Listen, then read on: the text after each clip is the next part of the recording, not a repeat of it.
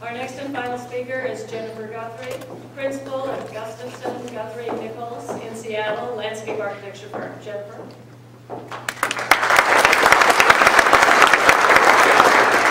Hi, thank you. One might argue that landscape architects do work in that third space. I'm going to talk to you about some work that we're doing.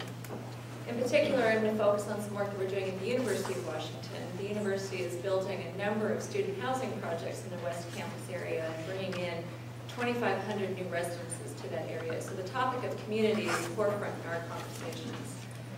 This community is bringing in students from all over the nation and all over the world.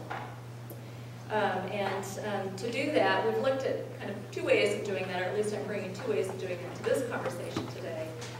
Establishing an environment that is rooted in Seattle, placemaking here, and also creating spaces that create the most flexible use, that people can occupy an environment the way they best want to. Creating community is through varied scales. There's the home base, your spot, the neighborhood in which you live and the resources that support that, and then the city and the environment, which then those are based in. And those also provide resources, physical, social, business, educational, and also natural. And all of these things can be seen in Seattle. Creating UFOs or unusual spaces are not what we're aiming for, places that are exotic or unusual. Really the goal is to use the existing context to tie together a place that you're in to create one center. And this is important for students that are coming from all over the place to establish themselves and root them here. Every site has a story or a history. For the University of Washington, its purpose of moving to its campus was to take advantage of this open space, these beautiful vistas, the gem, the setting of silvery waters, and all of these things can be experienced on this campus now. And it's important to take advantage of those resources in placemaking and surrounding yourself in the context in which you live. And as you are on campus today, you really sense those and experience those with these key vistas and axes that frame the campus itself with views towards Mount Rainier and to the Cascades. But equally important are those neighborhood and local views, those iconic Seattle views where you see the infrastructure that's connecting land to each other over water, these hillsides that just cascade down into the water or cascade up into the sky that surround our community and let us know where we are. But there's some design tools that we as landscape architects and architects can use in case views and vistas aren't available to us. It might be connecting to sky and water through materials, this kind of gray, silvery gray colored paving that would represent water. Conceptually, the kind of minerally colored water that Puget Sound normally is, and not that beautiful blue we saw before. Or these amazing horizontal sunsets that we get with our low cloud covers over the mountains that create these just fantastic landscapes and views that could be represented in a wall or some kind of opening in color or in form. Using local materials is very important in grounding oneself in place. Planting as an example. Landscape has a sense of endless to it. There's no edges or walls. It just keeps going and going and going. And using a familiar material to link all those places together across buildings, landscapes, and campuses is important. And certainly these memory makers, the seasonal palettes. I bet you all can look back in your college years or even just any time in your life and think about an experience that you might have had underneath the canopy of a tree in the middle of fall and the colors of it, or walking through the snow of a cherry tree. Creating flexible spaces, as Michelle mentioned, is very important. It's important that they work when it's quiet, and that there's no one there, and that they're comfortable and safe. But equally important is that these spaces can be transformed.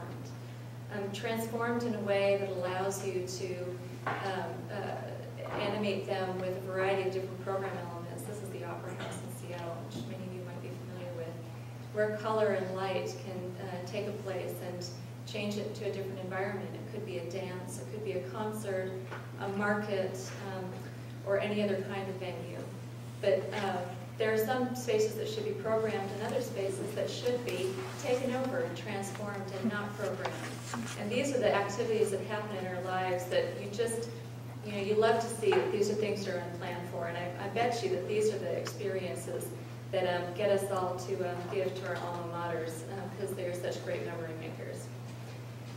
Never underestimate a great passageway or a walkway. These are our city streets, these are our campus paths that form a great practical function that get us from A to B, but also serve as a wonderful venue of strolling and strutting. Walking along and being watched from someone on a bench, or similarly being the person on the bench that does the watching. Also, benches are very important in the context of landscape design and the creation of flexible spaces. Benches themselves should perform multiple functions, not only sitting and watching, but designed in a way that you can comfortably occupy them singly or spend some time socially with a friend, that perhaps something that was once a table became a bench, or something that was once a side wall became occupied by a family. And we love to treat things in ways that aren't meant to be what they are. We like to occupy them in ways that we like to occupy them. Movable tables and chairs are fantastic, allow us to perch ourselves in a place that we can watch other people or have a social conversation. But when they aren't occupied, they create a sense of memory, and that you can see where people were interacting with each other when they weren't there anymore. And this is something that changes every day. The educational value is very exciting and changing all the time. Urban farming is on the rise and becoming very visible on our campuses and in our communities. And certainly in Seattle, we have a long PCAT history here. But within the university, we're excited about the future of this. The university is creating partnerships with groups to grow, harvest, sell to food services, and then turn this food around to students who will then eat it. And we're excited about the community and the knowledge that that builds with the students. Thank you very much.